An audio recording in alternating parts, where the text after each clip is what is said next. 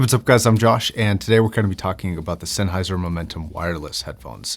These guys right here. All right, a couple quick notes here. I did change cameras, so I'm still working out some kinks, so if things don't look exactly right, I apologize for that. I'm still kind of working on color grades and making sure that I understand the camera correctly when I'm using it properly. So I think it looks pretty good right now, but there are definitely some areas that definitely have room for improvement. Let me know what you think in the comment section down below. Okay, that aside, there are many Momentums from Sennheiser. Like a lot. There are earbuds, there are headphones, there are a series of headphones.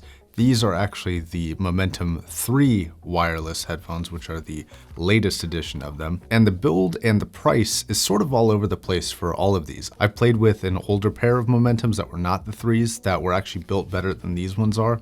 Although these ones are pretty reasonably constructed, but all the full-size headphones definitely have this kind of design styling.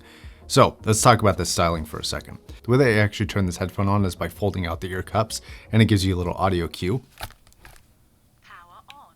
Now right away you'll see the sort of exposed yokes here, which the headphones actually kind of slide up and down within. This headphone will probably fit just about everybody.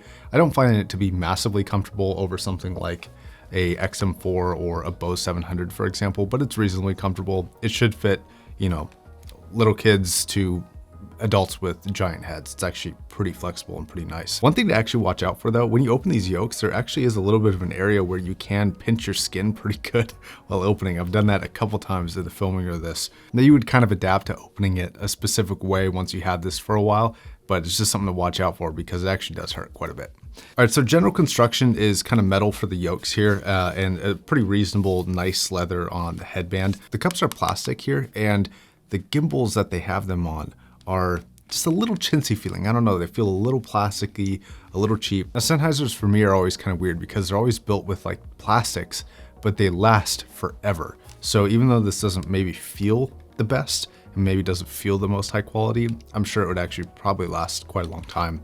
Pad quality is excellent. Through and through, the build is pretty reasonable, and it also offers quite a unique design styling over kind of the Bose and the typical Sonys that we see a lot in this price range. Okay, so price range of these. They don't go on sale as much as some of the other offerings do, unfortunately, though they do go on sale from time to time. $350 is kind of the general asking price right now, though the original price was $400. I do think that you're paying a little bit of a Sennheiser tax for this, I feel like $299 would be a bit more competitive compared to Sony or Bose, considering that a lot of the feature set here, they're kind of on equal playing fields for quality of those features. So the features are Bluetooth. This one does actually come with DACS. It does have, of course, active noise cancellation, pretty decent active noise cancellation.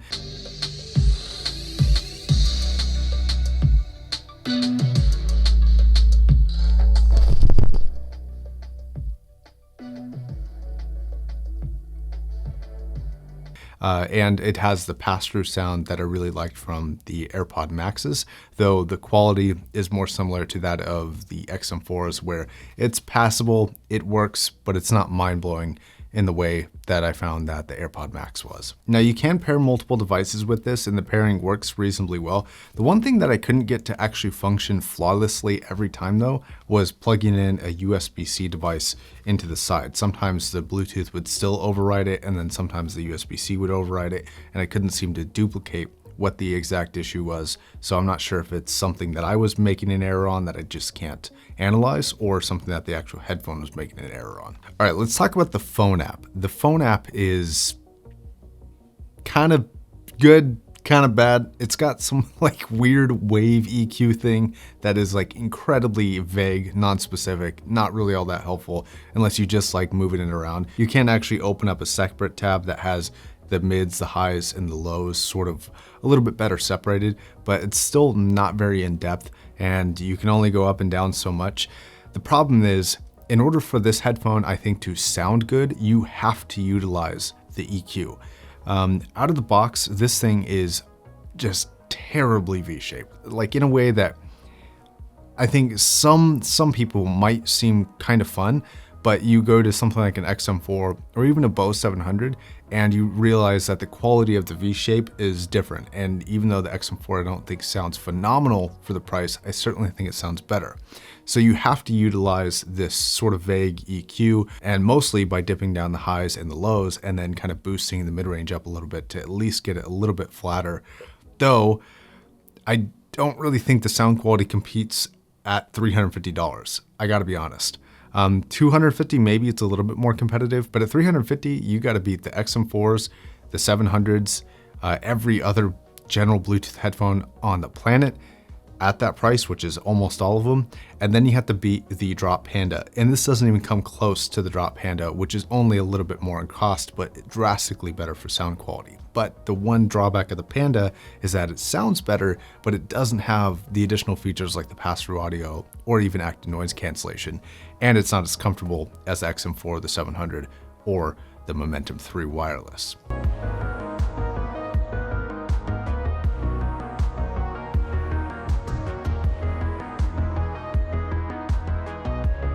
Now, I'm just gonna draw a line here right now. The people who are gonna like this headphone are gonna be people who are used to Bluetooth headphones, who prefer the sound signature of Bluetooth headphones, who don't wanna deal with cables, want something kind of fashionable, unique looking, and they don't need resolution. That's gonna be this target audience. People who come from things that are more audio focused on actually producing good sound, of maybe a more audiophile breed of headphones, not going to be interested in this thing, I don't think. I respond really well to headphones that produce mid-range well.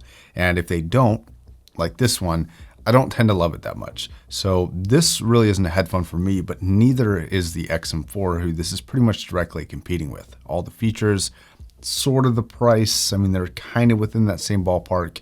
They're closer towards one another than that of the AirPods Max, for example. The mid-range response, I mean, it's enough to understand what's happening. It's clear enough. The separation is okay enough, but it's kind of dulled down a little bit. It's not really particularly to my preference. Like I said, I would prefer more presence, more kind of stand out and grab you and kind of bring you into the music with its inviting nature. This doesn't really have that capturing sound quality that I like. I also find the timbre characteristics of the mid-range to be sort of strange from Sennheiser. This is not a very Sennheiser-y sounding headphone compared to what I'm used to. Even the voicing between the HD800S and the HD6XX, I think is closer in timbre, which they're vastly different voicing headphones than the voicing capability of this headphone. This headphone is sort of an outlier compared to what I'm used to from Sennheiser.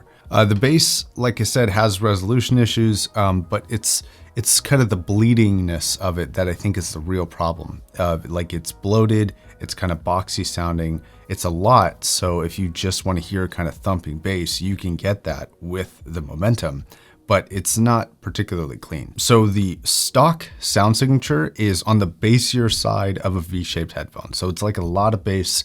I think one particular problem that this headphone and a lot of headphones in this category, looking at XM4, they just don't keep up with the demand of the bass response, with the demand at the top end, with the demand of the mid-range by matching it with an equal amount of resolution. I think that's the biggest problem that all of these headphones face, is that they try to produce a lot of bass, but the bass quality is not really a lot. So you kind of got this kind of sloppy interpretation of the bass response. And before people blame Bluetooth, it is not Bluetooth. If you put the same codec, the same Bluetooth on a different pair of headphones that has better hardware, you will get a better result. Okay, it's treble response.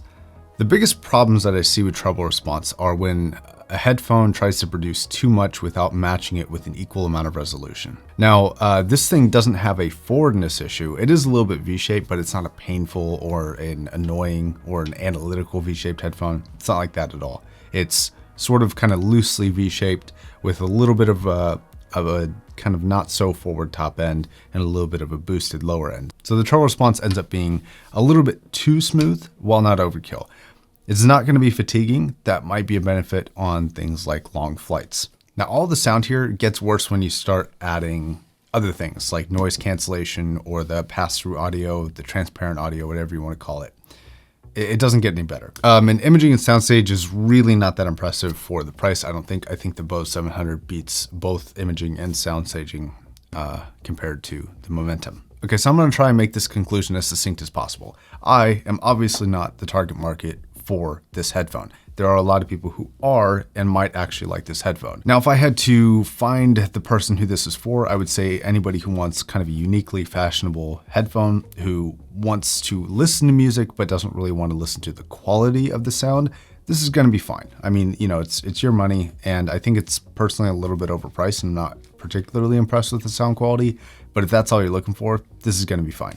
If you're at all looking towards sound quality, I think you could probably do better. I think I might spend a little bit extra money and get something like a Drop Panda. You're going to give up some of the features like the active noise cancellation and the transparent audio, but you will be a lot better off for sound quality. All right, that's going to wrap it up, guys. Thank you very much for watching. Until the next video, my name is Josh, signing off.